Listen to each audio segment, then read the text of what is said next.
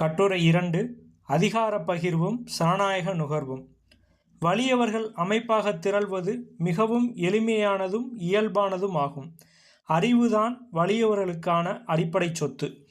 வாழ்வின் ஒவ்வொரு தளத்திலும் மனிதனின் தேவைக்கேற்ற புரிதலும் விழிப்புணர்வும் வளர்ச்சி அடைகிற போது மனிதன் அவ்வப்போது எதிர்கொள்ளுகிற சிக்கல்களை சமாளிக்கவும், சவால்களை வென்றிடவும், துன்ப துயரங்களை இலகுவாக்கிக் கொள்ளவும், இலக்கை நோக்கிய பயணத்தை எளிதாக்கிக் கொள்ளவும், வெற்றி தோல்விகளை பற்றி பதற்றமில்லாமல் தன்னை பக்குவப்படுத்திக் கொள்ளவும், இன்னும் இவ்வாறான பல்வேறு தன்னாளுமை பண்புகளை வளர்த்து கொள்ளுகிற ஆற்றலை பெறுகிறான். இதுவே அறிவு என்கிற ஆற்றலாகும். தன்னை பற்றியும் தன்னை சுற்றி சூழ்ந்துள்ள ஒவ்வொன்றை பற்றியும் அனைத்து பரிமாணங்களின் அடிப்படையில் பெறுகிற அறிதலும் புரிதலும் தான் அறிவு என்னும் பேராற்றலாய் பரிணாமம் அடைகிறது. அத்தகைய அறிவாற்றல் மனிதனை வலுவானவனாக வடிவமைக்கிறது. அறிவு வலிமைதான் அனைத்து வலிமைக்கும் அடிப்படையாகும். ஆக்கவும் அழிக்கவும் கூடிய ஆற்றலாய் இயங்கும் அறிவுதான் மனிதனுக்கு மிகப்பெரிய பாதுகாப்பு அரணாகும். மிக இன்றியமையாத அடிப்படை தேவைகளான பொருளை தேடுவதாக இருந்தாலும், மிக வலுவான ஆற்றலை கொண்ட அரசியல் அதிகாரத்தை தேடுவதாக இருந்தாலும், அடிப்படையில் அவை யாவும் மனிதனின் தற்காப்பு உணர்ச்சியின் விளைச்சல்களே ஆகும். மனிதர்களுக்கு இடையிலான நட்புறவுகளாக இருந்தாலும் பகை உறவுகளாக இருந்தாலும் அவையும் தற்காப்பு உணர்ச்சியினின்று எழுகிற மனித உறவுகளே ஆகும். அத்தகைய தற்காப்பின் அடிப்படையிலான மனிதனின் தேடலுக்கான உழைப்பும் அறிவாற்றலை தீர்மானிக்கின்றன. இவ்வாறு வளர்ச்சி பெறும் அறிவாற்றல் கூர்மையும் வலிமையும் பெறுகிற நிலையில் அத்தகைய ஆற்றலுக்குரிய மனிதனின் தனக்கான பொருளாதார வலிமையை பெருக்கிக் கொண்டு தன்னுடைய தற்காப்பை நிலைப்படுத்தி கொள்ள முனைகிறான். அதாவது தனது பொருளாதாரத்தை மென்மேலும் பெருக்கிக் கொள்ளவும் அதனை தொடர்ந்து தக்க வைத்து கொள்ளவும் மேற்கொள்கிற முயற்சியில் கூட்டுச் சுரண்டல் என்பது அவனது அடுத்த நிலை தேவையாக மாறுகிறது. அதனை தொடர்ந்து கூட்டுச் சுரண்டலுக்கான கூட்டுறவு சுரண்டவோருக்கிடையில் உருவாகிறது. அத்தகைய கூட்டுறவையும் கூட்டுச் சுரண்டலையும் தொடருவதற்கு தக்க வைப்பதற்கு அதிகாரம், குறிப்பாக அரசியல் அதிகாரம் இன்றியமையாததாகிறது. ஆகவே அரசியல் தளத்திலும் அவர்களின் கூட்டணி நீட்சி பெறுகிறது. அத்தளத்தில் அதிகாரத்தை வென்றெடுப்பதன் மூலம் அரசியல், சமூகம் மற்றும் பொருளாதாரம் உள்ளிட்ட அனைத்து தளங்களிலும் அவர்தம் வலிமையை மென்மேலும் பெருக்கிக் கொள்ளவும் உறுதிப்படுத்திக் கொள்ளவும் விரும்புகின்றனர். ஆதலால் அவர்கள் எப்போதும் ஆட்சி அதிகாரத்தை தக்க வைத்துக் கொள்வதிலேயே மிகவும் குறியாக உள்ளனர். தங்களுக்கிடையில் எவ்வளவு கடுமையான போட்டியும் மோதலும் இருந்தாலும் கூட, பல்வேறு குழுக்களாக பிரிந்து நின்றாலும் கூட, அமைப்பு வழியில் மிக எளிதாக அணிதிரள்வதிலும் அதன் மூலம் உழைக்கும் பெரும்பான்மை மக்களை நசுக்குவதிலும் மிக தெளிவான புரிதலை கொண்டுள்ளனர். அரசியல் கட்சிகளாகவோ சாதி மத அமைப்புகளாகவோ தொண்டு செய்யும் நிறுவனங்களாகவோ அல்லது இன்னும் வேறு பல இயக்கங்களாகவோ அணிதிரள்கின்றனர். அதாவது வலியவர்கள் மிக எளிதாகவும் இயல்பாகவும் ஒன்று சேர்ந்து விடுகின்றனர். அவ்வாறு வலிமை உள்ளோரெல்லாம் ஒருங்கிணைந்து அமைப்பு வழியில் திரண்டு ஆதிக்கம் செலுத்தியும் ஒடுக்குமுறை செய்தும் தமது சுரண்டலை தொடர்கிற போது அத்தகைய வலியோருக்கெதிராய் எளியோரும் அணிதிரள வேண்டியது தவிர்க்க இயலாததாக மாறுகிறது. ஆனால் எளியோர் அமைப்பாவது அவ்வளவு எளிதான ஒன்றல்ல. ஆதிக்கத்திற்கு எதிராக, அடக்குமுறைக்கு எதிராக, சுரண்டலுக்கு எதிராக போராட வேண்டும் என்பது உழைக்கும் பெரும்பான்மை மக்களின் தேவையாக இருந்தாலும் அமைப்பு வழியில் அணிதிரளாமல் அவற்றை சாதிக்க இயலாது.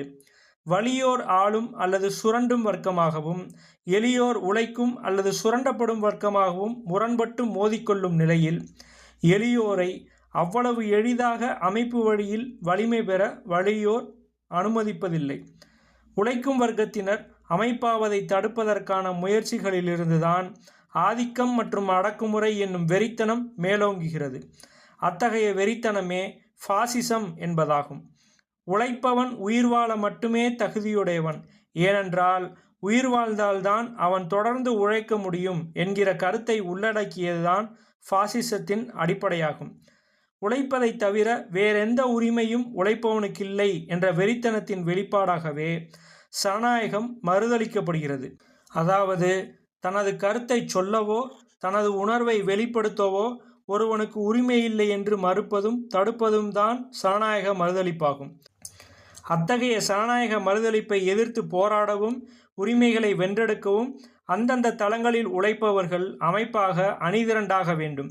தனித்தனி மனிதர்களால் அல்லது சிறு சிறு குழுக்களால் அத்தகைய உரிமை போரை வெற்றிகரமாக முன்னெடுத்துச் செல்ல இயலாது.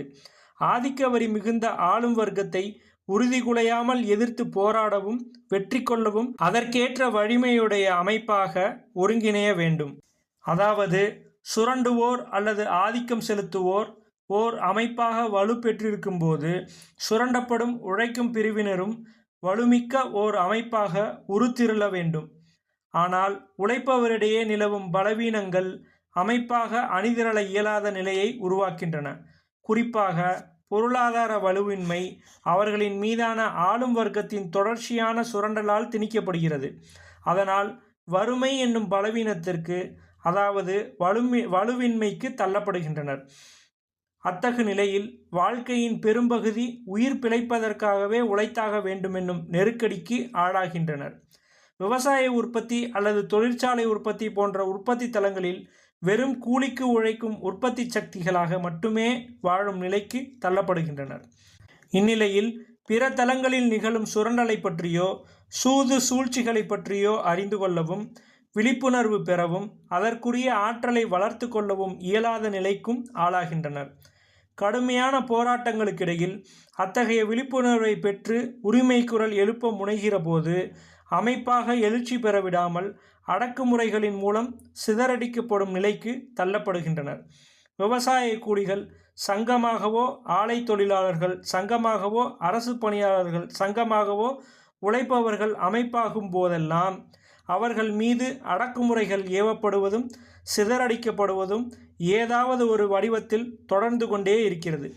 எனினும் உழைக்கும் வர்க்கத்தின் இடைவிடாத போர்க்குணத்தால் சிறிய சிறிய அளவிலான குழுக்களாகவோ அமைப்புகளாகவோ அணிதிரள்வதற்கு சட்டப்படியான உரிமை வென்றெடுக்கப்பட்டுள்ளது. அதாவது சங்கம் அமைத்து கொள்ளும் உரிமை சட்டப்படியானதாக அனுமதிக்கப்பட்டுள்ளது. இது பாசிசம் என்னும் ஆதிக்க வெறிப்போக்கினில் ஏற்பட்டுள்ள ஒரு நெகிழ்வுத்தன்மையே ஆகும்.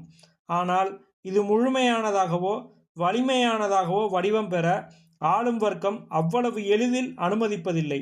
ஆகவேதான் உழைக்கும் வர்க்கத்தின் சனநாயகத்திற்கான போராட்டம் மீண்டும் மீண்டும் தொடர்ந்து கொண்டே இருக்கிறது. அமைப்பாகும் முயற்சிகளும் ஆங்காங்கே அவ்வப்போது அரங்கேறிக்கொண்டே இருக்கின்றன.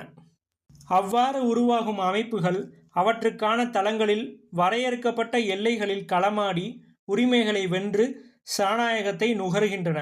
அந்த வகையில் காலங்காலமாய் சுரண்டப்பட்டு நசுக்கப்பட்டு வரும் உழைக்கும் வர்க்கத்தினர் அரசியல் தளத்திலும் ஓர் அமைப்பாய் அணிதிரளும் போதுதான் அனைத்து தளங்களிலும் தமது தற்காப்பை உறுதிப்படுத்தி கொள்ள இயலும்.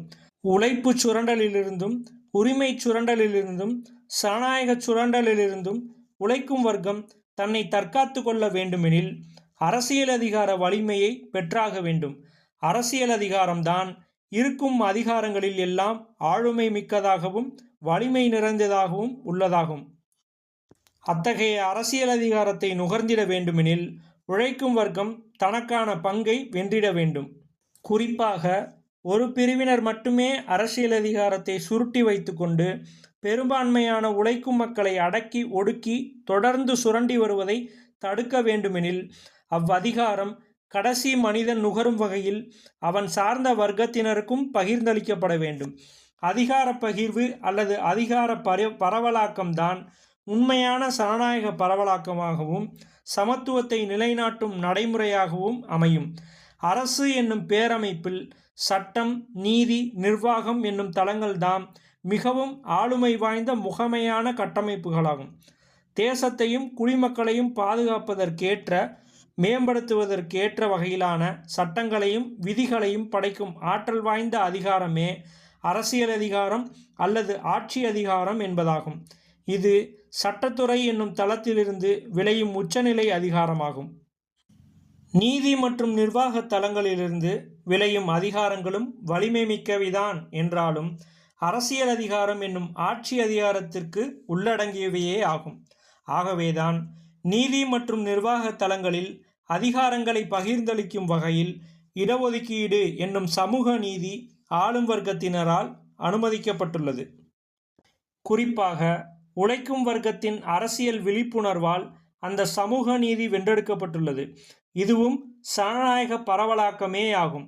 அதாவது முழுமையான அளவில் அல்லது போதுமான அளவில் நீதி மற்றும் நிர்வாக தளங்களில் அதிகாரம் பரவலாக்கப்படவில்லை என்றாலும் சமூக நீதி என்னும் கோட்பாடு ஆளும் வர்க்கத்தினரால் ஏற்கப்பட்டிருக்கிறது.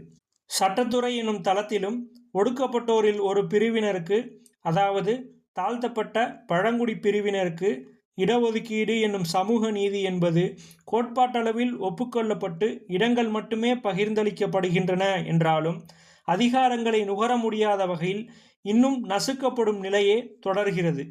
இத்தகைய அதிகார சுரண்டல் அல்லது சனநாயக சுரண்டலை எதிர்த்து போராடுவதும் அனைத்து ஒடுக்கப்பட்ட உழைக்கும் சமூக பிரிவினருக்கும் சிறுபான்மையினருக்கும் அதிகார பகிர்வை வென்றெடுக்க போராடுவதும் இன்றியமையாத தேவையாகிறது. ஆகவே அனைத்து தரப்பு ஒடுக்கப்பட்ட உழைக்கும் பிரிவினருக்கும் அரசியல் அதிகாரத்தில் நுகர்வும் அதற்கான பகிர்வும் தேவை என்கின்ற கருத்தின் அடிப்படையில் அத்தகைய மக்கள் யாவரையும் அமைப்பாக்குதல் வேண்டும்.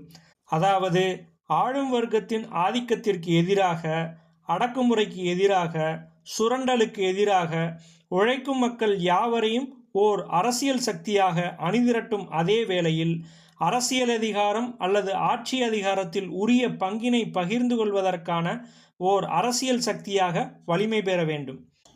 முதலாளிகளின் சுரண்டலிலிருந்து தொழிலாளிகளை பாதுகாத்திட தொழிலாளர்கள் தொழிற்சங்கமாக அணிதிரள்வதைப் போல, நில உடைமையாளர்களின் சுரண்டலிலிருந்து விவசாய கூலிகளை பாதுகாத்திட விவசாய தொழிலாளர்கள் சங்கமாக ஒருங்கிணைவதைப் போல, பெரும்பான்மையினர் என்னும் பெயரில் நடக்கும் கொடுமைகளிலிருந்து தம்மை தற்காத்து கொள்ள சிறுபான்மையினர் ஓர் அமைப்பாக எழுச்சி பெறுவதைப் போல, இன்னும் இவை போன்ற அனைத்து தரப்பு உழைக்கும் ஒடுக்கப்பட்ட பிரிவினர் யாவரும் ஓர் அரசியல் சக்தியாக வடிவம் பெற வேண்டும்.